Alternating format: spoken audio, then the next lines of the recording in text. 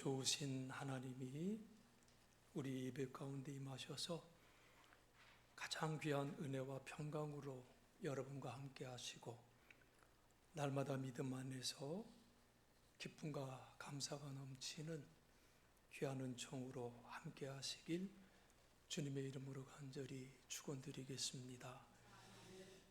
누가복음 7장 35절을 보면 우리 예수님께서 이런 말씀을 주셨습니다. 지혜는 자기의 모든 자녀로 인하여 옳다함을 얻느니라 라고 하는 말씀이에요. 이 말씀은 일종의 비유적인 말씀인데 예수님은 자신의 말씀과 교훈을 지혜에 비유해서 이렇게 말씀을 했습니다. 제가 말씀을 나누면서 여러분들에게 질문을 하나 하려고 하는데 좀 엉뚱한 질문이지만 여러분 성실하게 대답해 주시기 바랍니다. 여러분 예수님이 우리들에게 많은 말씀을 주셨어요. 그렇죠? 그리고 많은 교훈도 주셨습니다.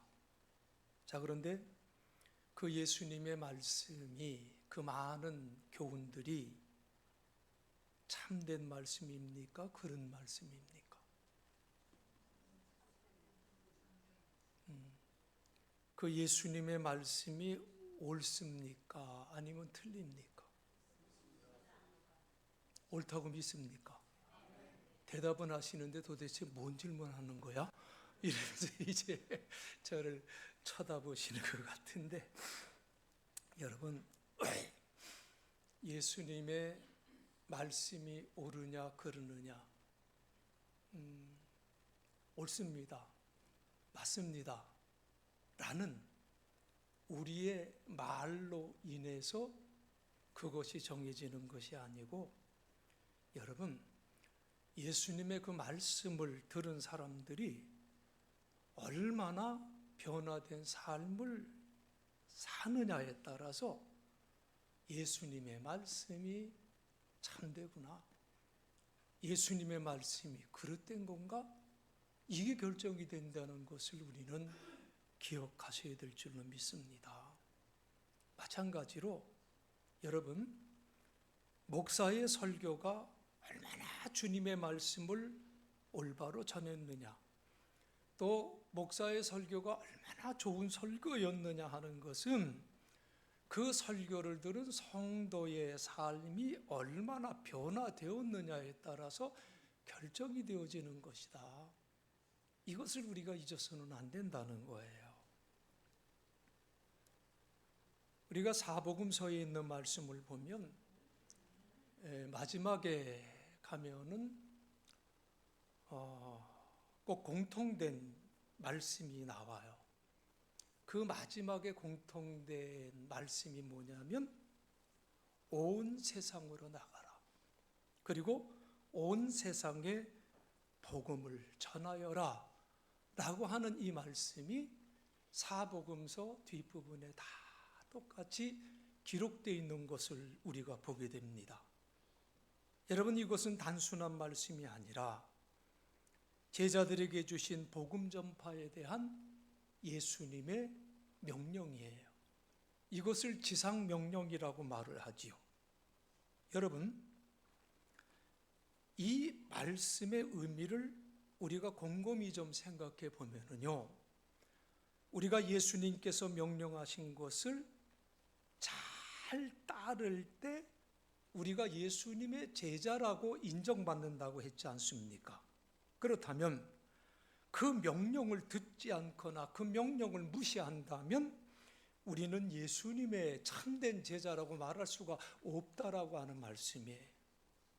분명히 예수님께서 너희는 온 세상으로 가서 나의 복음을 전파하라고 명령하시는데, 이 명령을 수행하지 않는다면 내가 어떻게 복음을 따르는, 예수님을 따르는 사람이라고 말할 수가 있겠느냐, 그 말씀이에요.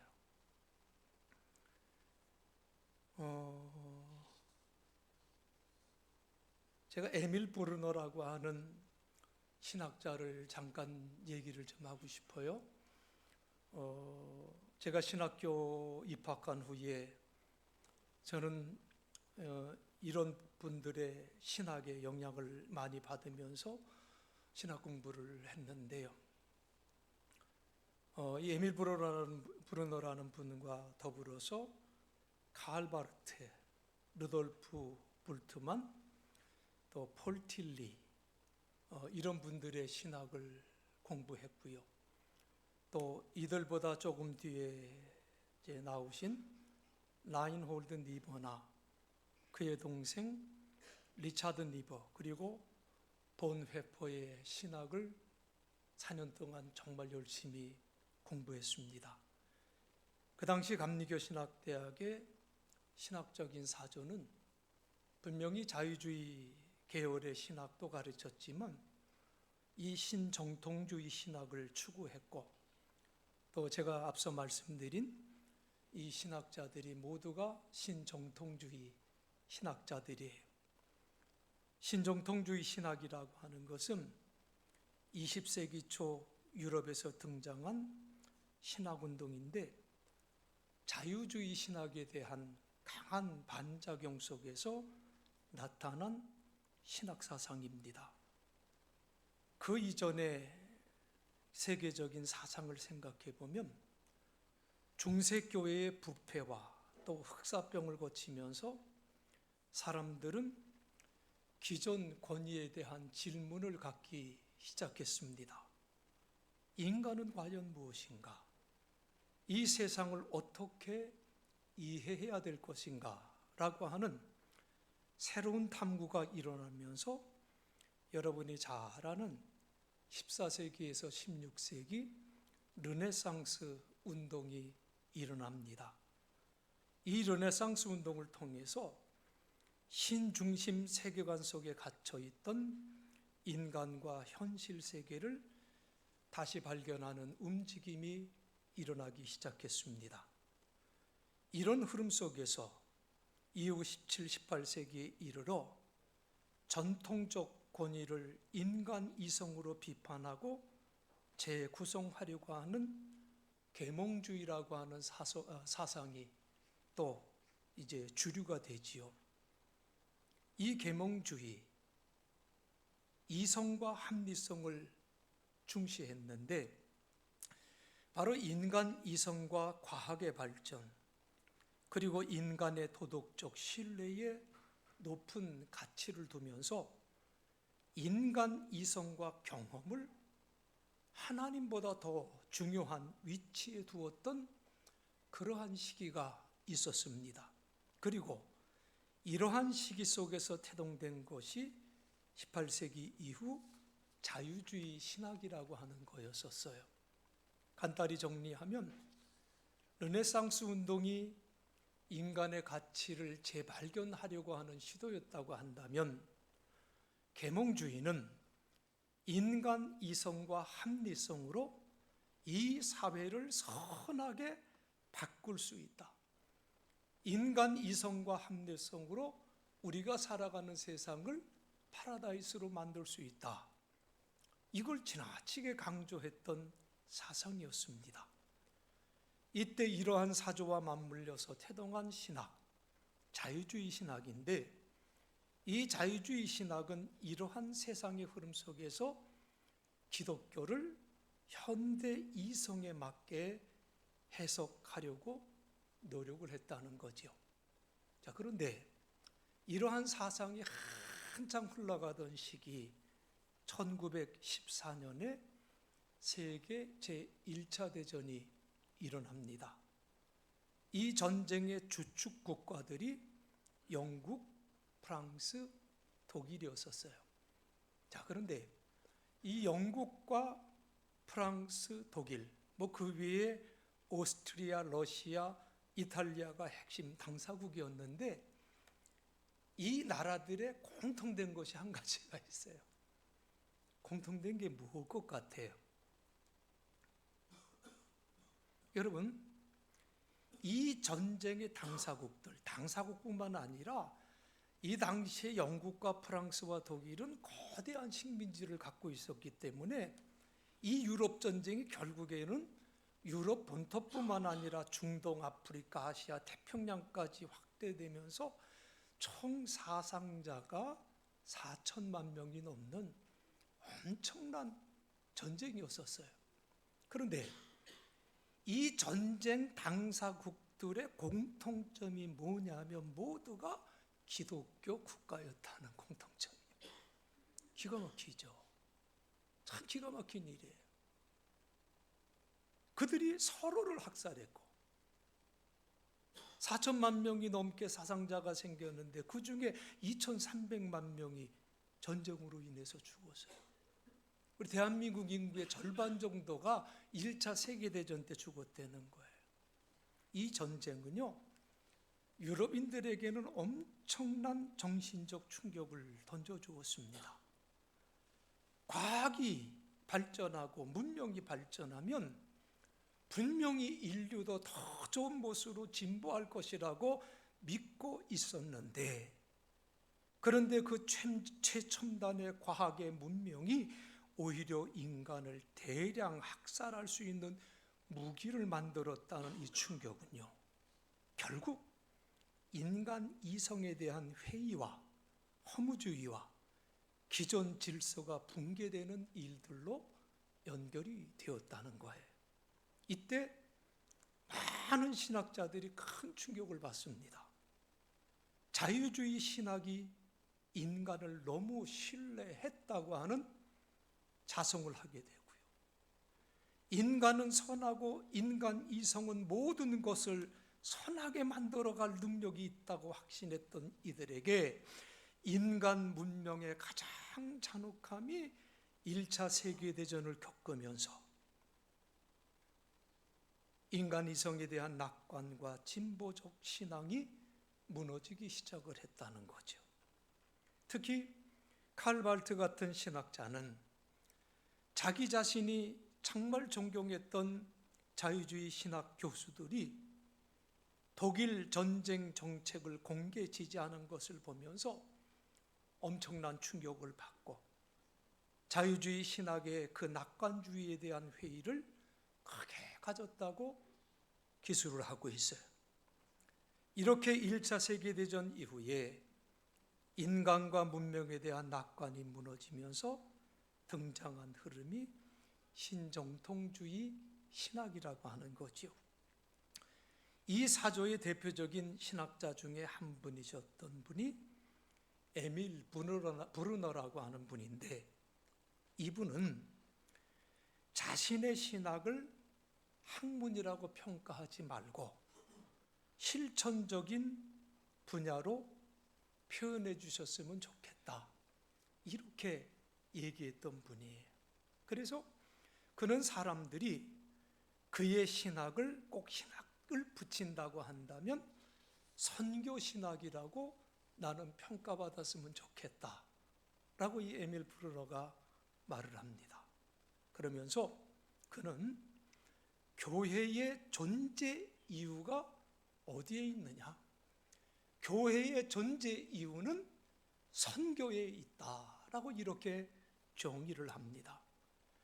교회가 복음 전파의 사명에 충실할 때 교회의 존재 이유는 분명해진다는 거예요. 반대로 교회가 복음 전파의 사명에 무관심하거나 게으르다면 그 교회는 존재 이유가 없다는 거죠. 그래서 이 에밀 브루너는 이런 유명한 말을 남겼습니다. 못하는 영어지만 원문대로 표현해드리면 The church exists by mission as a fire exists by burning, 이렇게 얘기를 했어요. 그러니까 불이 타지 않으면 불이 아니듯이 교회도 선교하지 않으면 교회다움을 잃는다는 말이에요. 불이 탐으로써 존재하는 것처럼 교회는 선교함으로써 존재한다. 여러분 아멘이신가요? 그렇기 때문에 이미 우리 예수님께서 2000년 전 그의 제자들에게 오늘 본문 16장 15절 말씀에서 너희는 온 천하에 다니며 만민에게 복음을 전파하라고 명령하셨어요. 저는 이 명령의 말씀을 여러 번역본들을 비교하며 찾아보다가 조금은 특별한 감동, 좀 은혜를 받았습니다. NIV 성경 말씀을 보니까 거기에는 이렇게 번역이 되어 있습니다. Go into all the world and preach the good news to all creation. 그러니까 우리네 성경에 너희는 온 천하에 다니며 라고 했던 이 말씀이 영어 성경에는 너희가 온 세상으로 가서 Go into all the world, 온 세상으로 가서라고 이렇게 말씀을 하고 있어요. 그래서 제 눈에 들어왔던 게 그 세상 안으로 into라고 하는 접속사였기 때문에 이 into라는 이 단어를 사전을 찾아봤더니 세 가지 중요한 의미로 이렇게 정리되어 있어요. 첫 번째는 to the inside of, 이 into라는 소리는 뭐뭐 속으로 라는 뜻을 가지고 있다.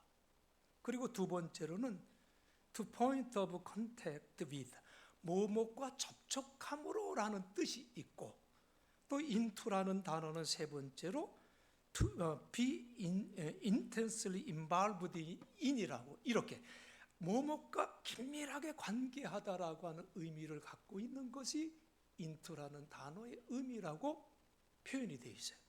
그러면 이 into라는 단어 뒤에 세상이라고 하는 world라는 말이 붙어 있으니까 이 말씀은 세상 속으로 들어가라. 그리고 세상과 접촉점을 만들어라.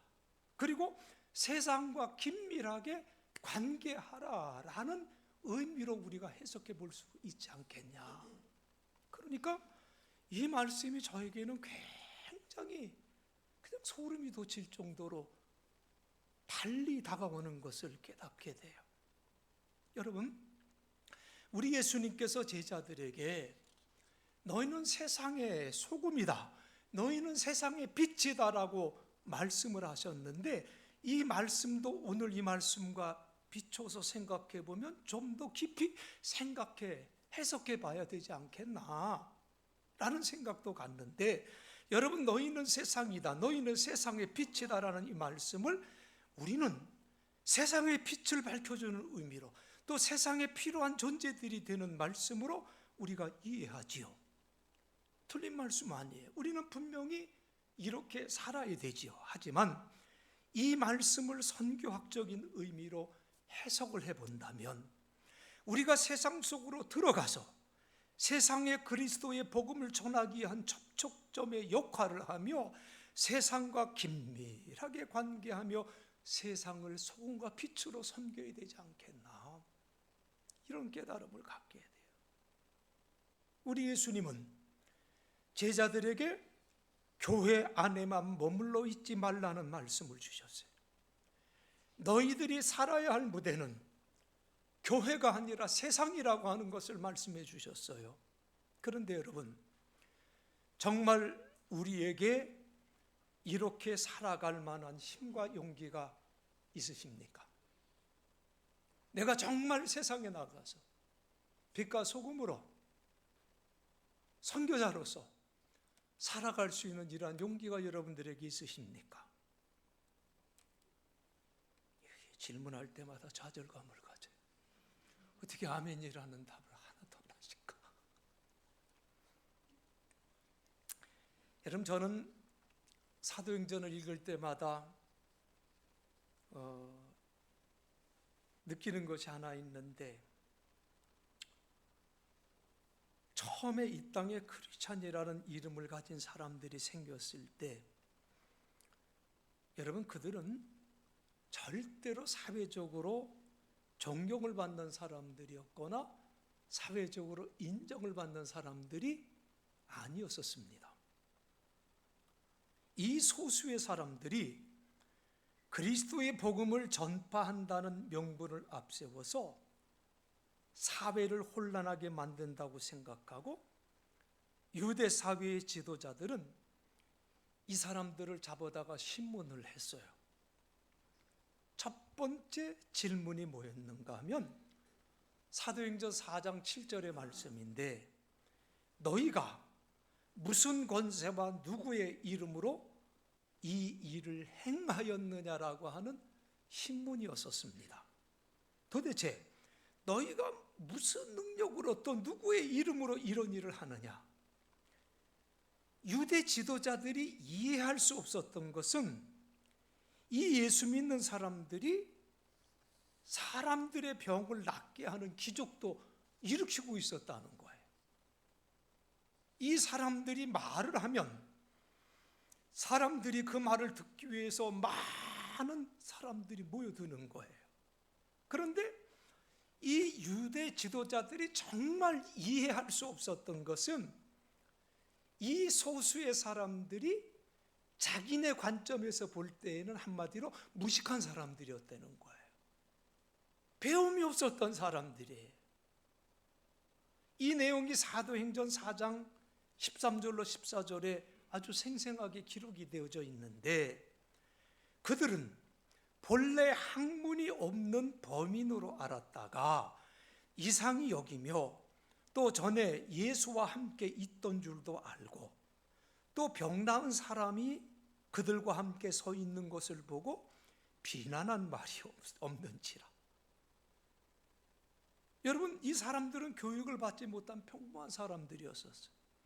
그런데 이렇게 담대하게 자기들의 믿음을 이렇게 어떻게 표현할 수가 있을까 놀랐다는 거지요. 오늘 우리가 함께 본 본문 말씀에는 나오지 않지만 누가복음 9장 1절로 2절에 보면 예수님은 당신의 제자들을 세상으로 보내시면서 이렇게 말씀을 했어요. 예수께서 12 제자를 불러 모으사 모든 귀신을 제어하며 병을 고치는 능력과 권위를 주시고 하나님의 나라를 전파하며 앓는 자를 고치게 하려고 내보내시며, 그렇게 말씀을 했습니다. 자, 이 말씀을 잘 보면 예수님은 제자들을 세상으로 보내실 때 그대로 보내신 것이 아니라 그들에게 필요한 능력과 권위를 주셨다, 이렇게 말씀을 해요. 좀 더 정확히 말한다면 예수님은 당신의 능력과 권위를 제자들에게 위임해 주셨다는 말씀이에요. 이 말씀을 통해서 우리는 늘 새로운 힘을 얻어야 될 줄로 믿습니다. 주님이 우리에게 말씀하시고 명령하실 때 원하시는 것이 순종이라는 거예요. 왜? 나는 능력이 없어요. 그런데 예수님께서 그 능력을 위임해 주시겠다. 거기에 우리가 순종하는 거예요. 이렇게 순종하는 사람들에게 주님은 그의 능력과 권위를 부여해 주신다는 사실을 우리는 알아야 됩니다. 이것이 주님께서 우리를 부르시고 우리에게 말씀하시는 방식이라는 것을 여러분 잊지 마시기를 바랍니다. 다시 사도행전의 말씀으로 돌아가 보면은요, 이 초대교회 크리스찬들 거의 다가 평범한 사람들, 교육을 받지 못했던 사람들이었습니다. 이들이 유대 지도자들이 놀랄 정도로 담대하게 자신들의 믿음을 전파했던 것은 여러분 그들의 능력이 아니라 주님이 주신 능력과 권위였기 때문이라는 것을 우리는 믿습니다. 저는 오늘 이 시대에도 주님이 일하시는 방식은 그 2000년 전과 지금도 동일하다고 저는 믿습니다. 교회에는 일꾼이 필요합니다. 교회 안에 일꾼이 차고 넘치는 일이 없어요. 그래서 주님이 말씀하시죠. 일할 것은 많은데 누가 부족하대요? 일꾼이 부족하도다. 일꾼을 보내주시도록 기도하라고 하셨어요. 우리 교회도 일꾼들이 필요합니다. 그런데 대부분의 성도님들이 손사래를 쳐요. 아유, 목사님, 아유, 나 힘이 없어요. 나 너무 늙었어요. 나 능력 없어요. 여러분, 다시 한번 질문을 또 하나 드릴게요. 여러분, 우리 주님은 능력 있는 사람을 찾으실까요? 응? 아멘요? 아니, 정말 여러분 가운데 예수님보다 더 능력 있는 분 계셔?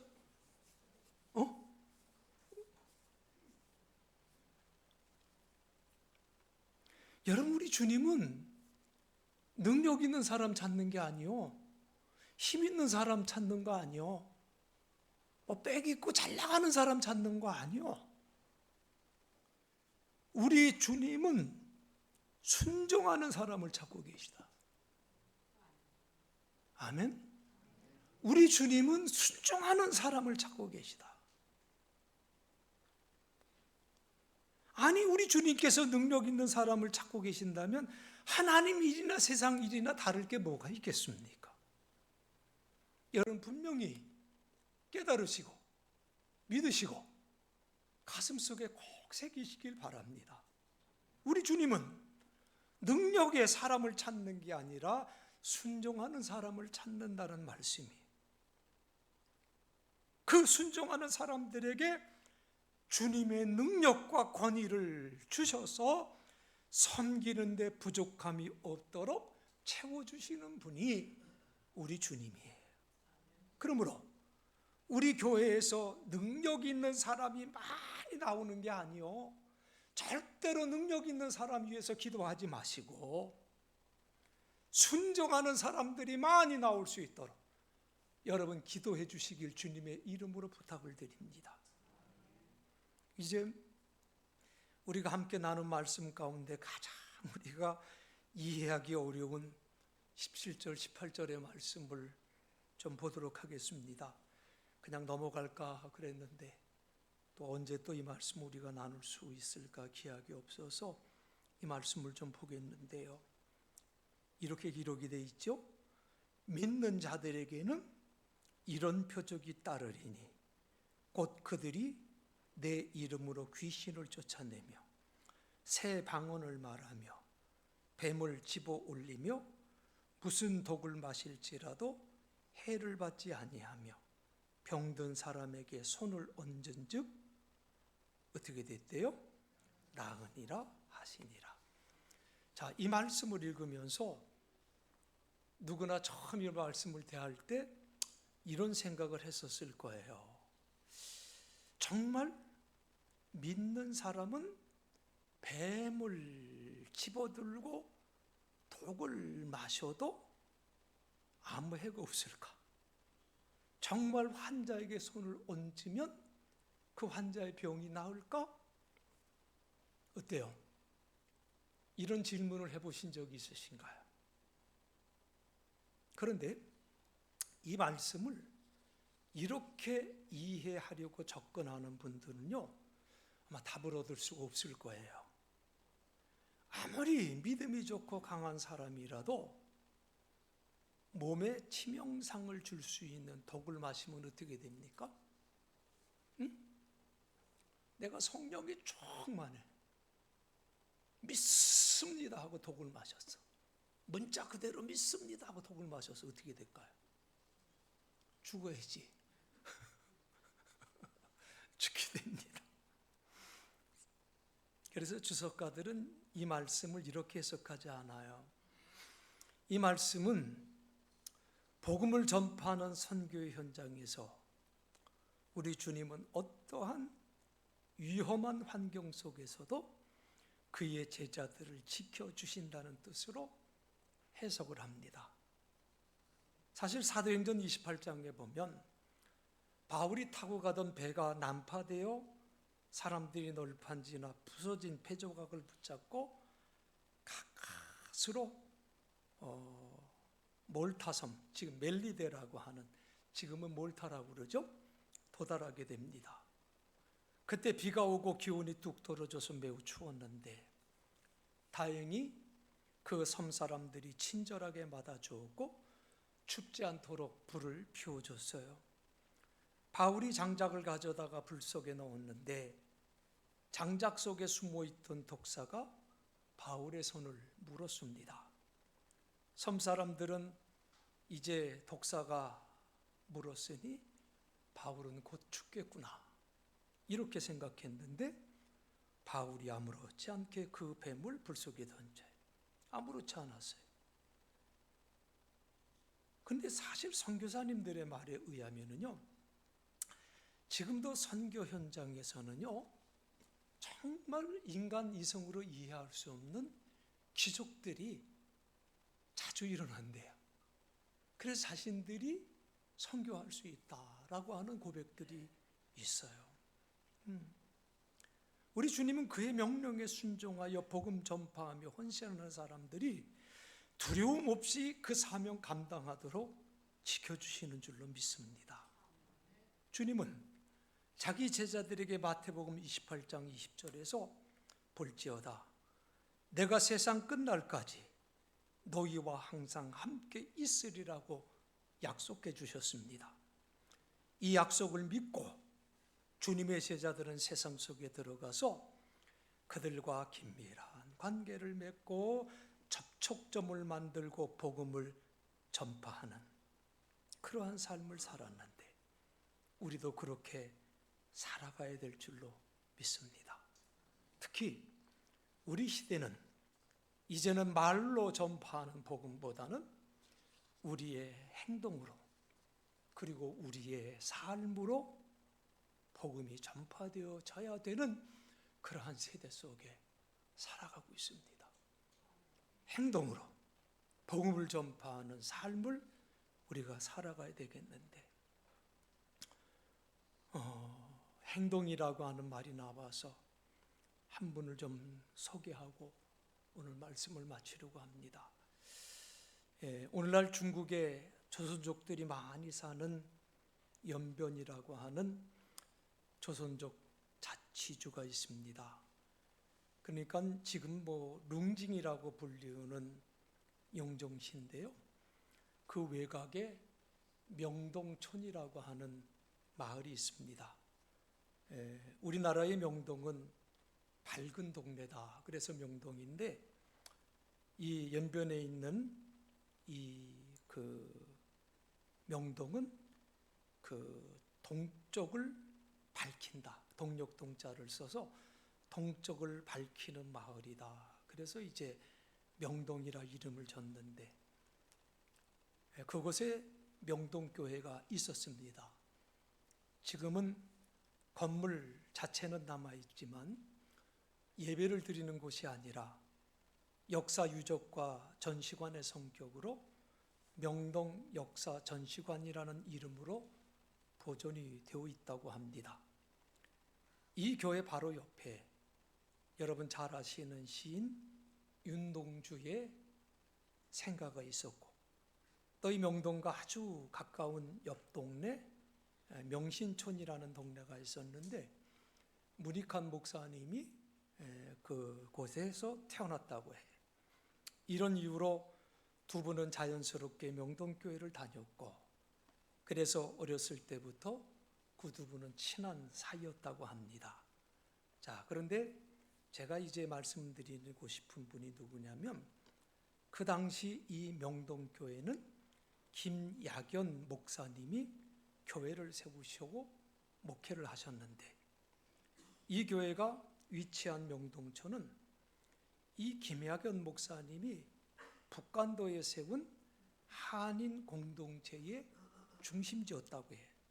그러기에 이 명동교회는요 단순히 교회를 넘어서 민족운동, 독립운동 그리고 신앙운동의 중심 역할을 하면서 이 김학연 목사님은 간도 대통령으로 불릴 만큼 아주 훌륭한 삶을 사셨던 분이었다고 합니다.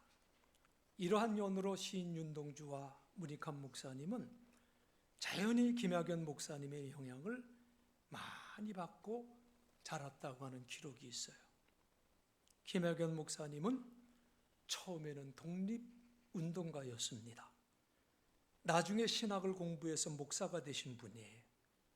제가 이 말씀을 드리고 싶어서 설명이 좀 길었는데, 이 김학연 목사님이 하신 많은 일들은 많지만 다 설명할 수가 없고요. 이 자리에서 이제 이분이 하나님의 품으로 돌아가시면서 마지막 임종 때에 남긴 참 귀한 유언이 있어요.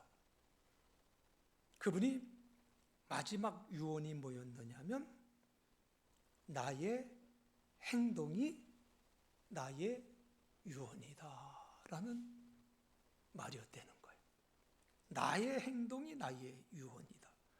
다른 기록에 보면 나의 일생이 나의 유언이다 라고 이렇게 전해지는 자료들도 있어요. 그만큼 이 김학연 목사님은 당신의 삶이 곧 그의 유언이 될 만큼 부끄럽지 않은 삶을 사셨다는 것 아니겠습니까? 나의 행동이 나의 유언이다.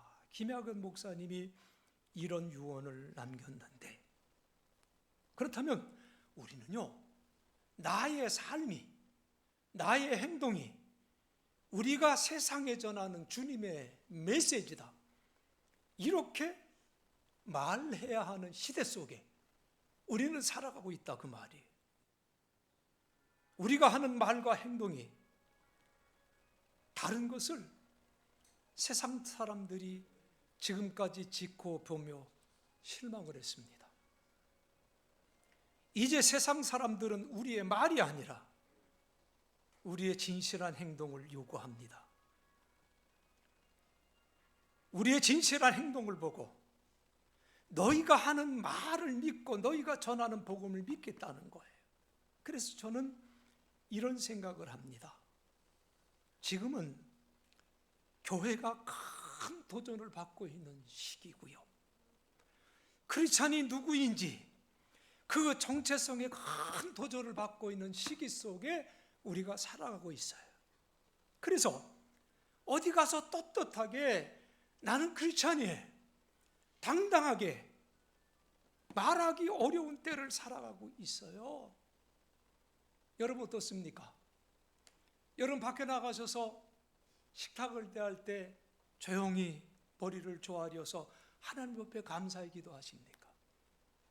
여러분 누군가 대화하면서 담대하게 나는 크리스찬이기 때문에 이런 삶은, 이런 일은 할 수가 없습니다, 이런 얘기를 하실 수 있으십니까? 어려운 때를 살아가고 있어요. 그런데 바꿔서 생각해 보면 하나님은 이러한 시대에 우리를 부르셨고 우리에게 여러분 용산교회를 맡겨주셨습니다. 성경을 한번 보세요. 시대가 편안할 때보다 시대가 어려울 때 예언자들이 나와서 시대가 나가야 할 길을 제시해 주지 않았습니까?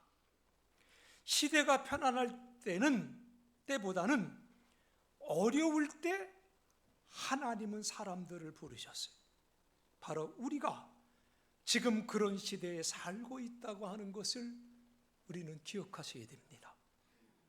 어려운 시대에 우리가 크리스찬으로 산다는 것이 불행한 일이 아니라 이건 행복한 일이다.